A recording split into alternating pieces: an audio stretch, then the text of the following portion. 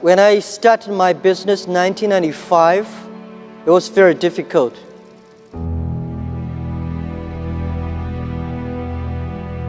I had an idea. I invited 24 of my friends in my apartment because that year I went to Seattle, my first trip to the USA. In Seattle, I discovered internet. And I think this thing in the future may change the world. I never touched computer in my life before because computer was so expensive to me and so complicated. And so I typed the word China. There's no information about China. So I say, what if we can make some China information on the internet? Let people know about China. So that was the idea. So I came back to China and say, I want to resign from my school. You were a teacher? I was a teacher. I've been teaching in the university for 6 years. So I said, I want to do it. I invite 24 of my friends to my apartment. After 2 hours of explaining what I'm going to do, internet, and 23 of them say, forget it. He said, this thing never worked because there's no such thing called internet in the world. You know nothing about a computer, so why you want to do this? And only one people, he said, Jack, if you want to try it, just to try it. But if there's something wrong, just come back. And after a whole night thinking, I say, I still want to do it. Because most of the people, they have a fancy ideas in the evening, but in the day, when they wake up in the evening or in the morning, they go back to do the same job. We have to do something different. So from there, I started my business borrowing $2,000 from my relatives and friends. So that was my trip. I call myself like a blind man riding on the back of blind tigers. And those people who are expert of riding horses, they all fall down and I'm still surviving.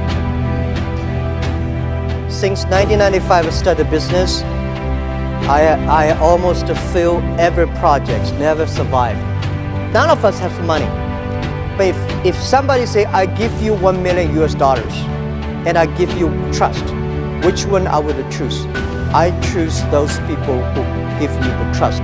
Because it's the trust that make us be united. People even say Jack is a liar because he's trying to steal money from people, telling us there is an internet. So when I go to the China company registration office, I said I want to register a company called Hangzhou Hope Internet Company. The guy looked at me and say, this is the English dictionary. Tell me there's no word called internet. Why you want to register a company called the internet? So I cannot register a company name. In order to prove I was not lying, I invited my friend who is a TV man. Take the TV camera, they all stay in my home and they just try to take the picture. I dive from Hangzhou to Shanghai to America to connect the internet. It took us 3 hours and a half to download the first front page. So I have to make like 100 stars to keep my journalist friends to stay and wait because to prove that I'm not telling a lie. I think as an entrepreneur, if everything is ready, that does not need you. Because nothing's ready, that needs entrepreneurship. For the first 3 years of Alibaba, we had no revenue, no business model. From 1999, we have 18 founders to now we have close to 60,000 people. Our sales, called GMV last year, is over 550 billion US dollars. And it's just the beginning. We will probably go across 1 trillion US dollars in 3 years. We do not think we are a company. We think we are economy. And we hope in 20 years, by year 2036, we will be the 5th largest economy of the world. I've been saying this to my team since when we were in the apartment. Now we're in the apartment, I said, guys, in next 10 years or in the future, Alibaba will be the top 10 websites of the world. And my founders look at me and say, what does number 10 mean? Today we're ranking like a 500 million something at the back. But you have to believe it. And then I told the team that internet is like a 10,000 meters running race.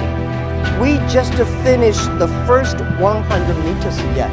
Do not think the people beside you is a competitor. Running for another 3,000 meters, then you know who is competitor. We are good today. We may not be good if we lose our hope, if we lose our vision. You lose your culture. If we lose our culture and team, we are nothing.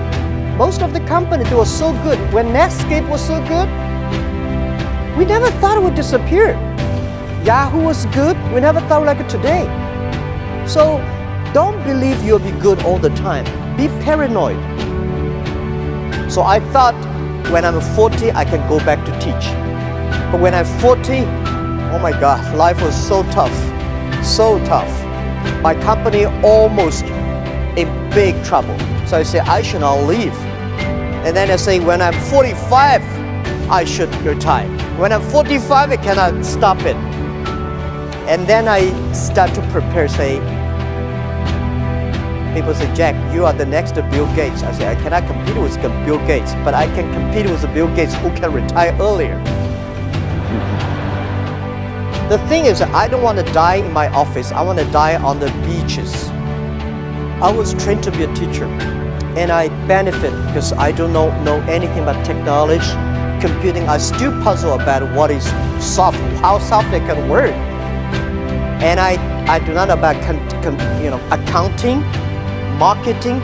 I know very little about that.